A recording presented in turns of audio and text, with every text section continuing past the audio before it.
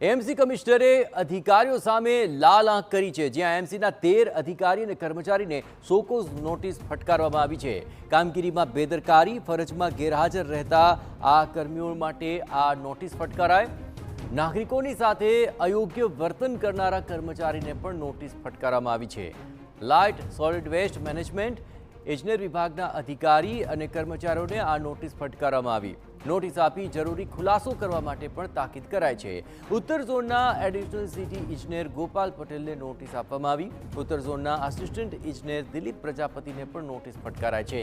Kiritbhai deputy city ઇજનેર light વિભાગ અને સંજય જેઠવા એ આસિસ્ટન્ટ સિટી ઇજનેર છે લાઇટ વિભાગના, તેમને નોટિસ મળી છે। આ ઉપરાંત હિતેન્દ્રસિંહ સોલંકી જે આસિસ્ટન્ટ ઇજનેર લાઇટ વિભાગના છે, પ્રવીણ સાવલિયા જે આસિસ્ટન્ટ મેનેજર સેન્ટ્રલ ઓફિસમાં ફરજ પર હતા, નવીનભાઈ વાઘેલા નોંધણીદાર જન્મ મરણ વિભાગ સહિતના કર્મચારીઓ અને અધિકારીઓને કમિશનર દ્વારા આ નોટિસ ફટકારાઈ।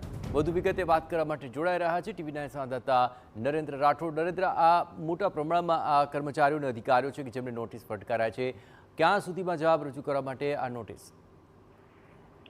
જી, છેલ્લા ઘણા સમયથી નાગરિકોની ફરિયાદ રહેતી હતી કે જે ફરજ પરના અધિકારીઓ છે એ ફરજમાં ગેરવર્તન કરી રહ્યા છે, આ સિવાય હાજર ના હોય, બેદરકારી દર્શાવી રહ્યા છે કે પછી શહેરના નાગરિકો સાથે અયોગ્ય વર્તન કરી રહ્યા છે। અને આ પ્રકારની વારંવાર જે ફરિયાદો મળી રહી હતી આ જ બાબતને લઈને છેલ્લા 1 મહિનામાં અમદાવાદ મહાનગરપાલિકાના મ્યુનિસિપલ કમિશનર બચ્ચાનિધિ પાની દ્વારા કુલ 13 અધિકારીઓ અને કર્મચારીઓને સોકોઝ નોટિસ ફટકારવામાં આવી છે, જેમાં લાઇટ વિભાગ, સોલિડ વેસ્ટ વિભાગ, ઇજનેર વિભાગ અને આ તમામ વિભાગો એવા છે કે જેમને સીધી રીતના જે શહેરના નાગરિકજનો છે એમની સાથે ચાહે સંવાદમાં ઉતરવાનું હોય કે પછી સીધા કામ એમના પડતા હોય છે અને એ યોગ્ય રીતના કામ ના કરી રહ્યા હોવાની ફરિયાદો મળી હતી ને એના જ કારણે 1 મહિનામાં આ જે નોટિસ આપવામાં આવી છે જેનો જવાબ આપવાનો રહેશે અને કુલ 13 અધિકારીઓને નોટિસ ફટકારવામાં આવી છે, જેમાં જે એડિશનલ સિટી એન્જિનિયર અને આસિસ્ટન્ટ